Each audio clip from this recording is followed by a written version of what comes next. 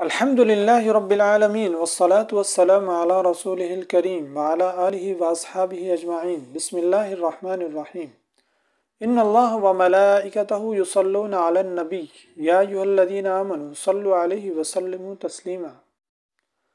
اس درود شریف کی برکات چل رہی تھی، اسی ضمن میں آپ سے ایک حدیث شیئر کرتا ہوں۔ حضرت عبد الرحمن بن عوف رضی اللہ عنہ فرماتے ہیں کہ آپ صلی اللہ علیہ وسلم ایک دفعہ گھر سے نکلے اور ایک نخلستان میں پہنچے، اور آپ صلی اللہ علیہ وسلم نے ایک طویل سجدہ کیا، اور سجدہ اتنا طویل تھا کہ مجھے اندیشہ ہوا کہ آپ صلی اللہ علیہ وسلم کی وفات ہو گئی ہے۔ اسی اندیشے کے ساتھ آپ صلی اللہ علیہ وسلم کے قریب ہوا تو آپ صلی اللہ علیہ وسلم نے سر اٹھا کر فرمایا کہ کیا بات ہے؟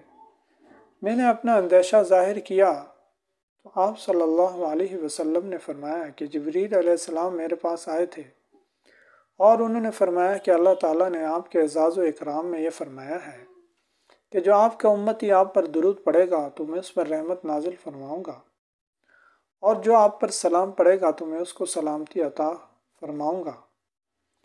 بس اس حدیث سے یہ معلوم ہوتا ہے کہ درود پڑھنے پر نزول رحمت کا وعدہ ہے، اور رحمت کا مطلب ہے سکون اور سکینہ کا بارش کی طرح برسنا۔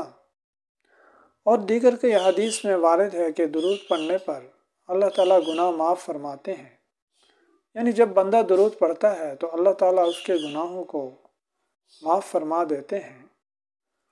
جب گناہ معاف ہوتے ہیں تو دل سے گناہوں کی سیاہی دھل جاتی ہے اور بندے کو خود بخود سکون ملنا شروع ہو جاتا ہے۔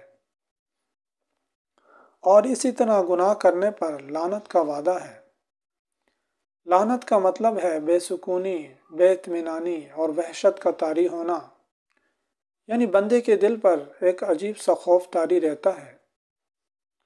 اس سے یہ معلوم ہوتا ہے کہ گناہ کرنے سے انسان سے رحمت چھین لی جاتی ہے، یعنی سکون اس سے چھین لیا جاتا ہے، اور جب بندہ درود پڑھتا ہے تو وہی اس سکون اس پر بارش کی طرح برسنا شروع ہو جاتا ہے۔ بس اللہ تعالی ہم سب کو کثرت کے ساتھ درود شریف پڑھنے کی توفیق نصیب فرمائے، اور درود شریف کو زیادہ سے زیادہ پھیلانے کی توفیق نصیب فرمائے۔ بس آپ بھی ہر دم ہر لمحہ پڑھتے رہیں صلی اللہ علیہ وسلم۔ السلام علیکم ورحمۃ اللہ وبرکاتہ۔